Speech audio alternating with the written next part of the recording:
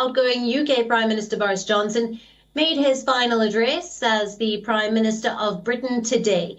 Before leaving his Downing Street office for one last time, Johnson said that the torch had been passed on.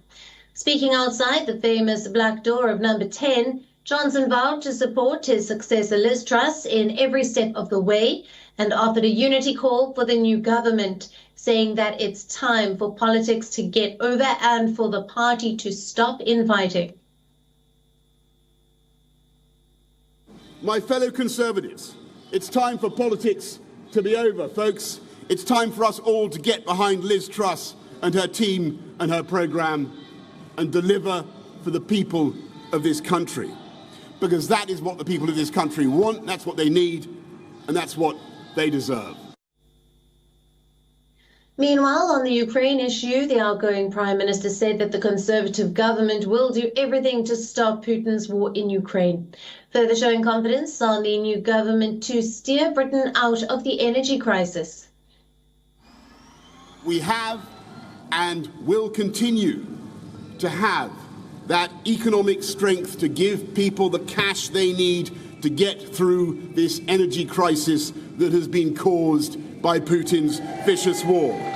And I know that Liz Truss and this compassionate Conservative government will do everything we can to get people through this crisis, and this country will endure it and we will win. And if Putin thinks that he can succeed by blackmailing or bullying the British people, then he is utterly deluded. Johnson, who was accompanied by his wife, has left Downing Street and is currently in Balmoral in Scotland to meet with the Queen, where he will formally relinquish his role as Premier.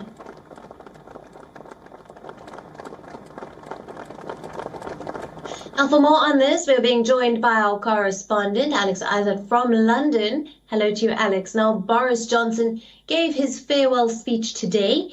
He seemed proud of what he has achieved. How do you think the public will remember his time in Downing Street?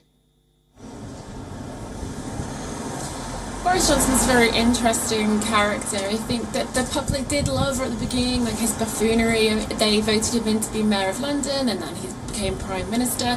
And there's a lot of things that he's been getting away with, shall we say.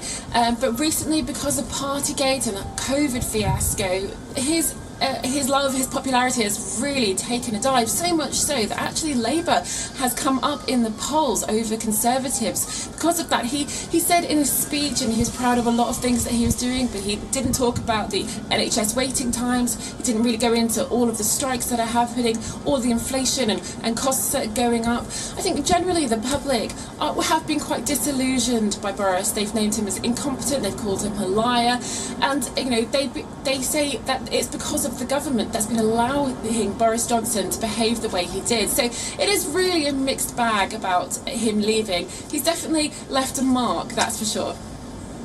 Yeah, and for Liz Truss, her first few days in office are expected to be very hectic. What are the significant announcements that the people can expect in the first week that she takes office?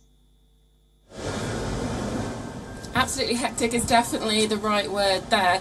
It's going to be a really busy time. Of course, she's still up with the Queen today, and then tomorrow we've got a Prime Minister's question. So on Thursday, we are expecting some kind of announcement about energy prices. There has been mooted that she's going to be giving £100 billion to help both businesses and households and potentially put a price cap on energy. There's also talk about working with wholesalers and giving a government guarantee.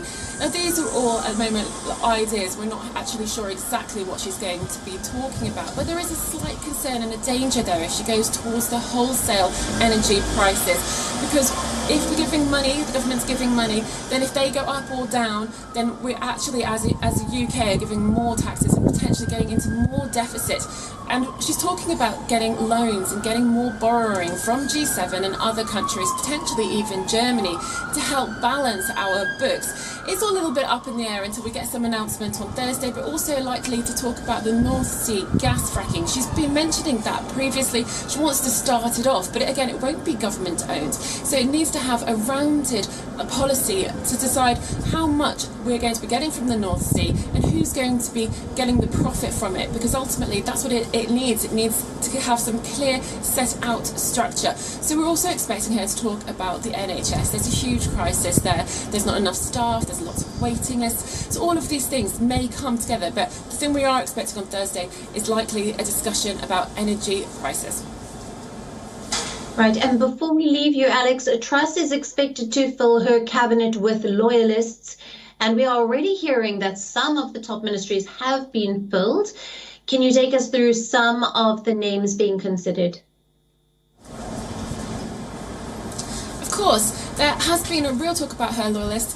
Why would she want to have a cabinet full of people that openly criticised her and said that she wasn't good enough to lead? But it'll be interesting to see what she will do with a full cabinet, because she does really need to unite that party. So there may be some people that we weren't expecting. We do know that Kwasi Kwarteng is going to be her chancellor. Suella Braverman will take on Priti Patel's position. Now Priti Patel has quit, but it was likely that she was going to be replaced as Home Secretary anyway.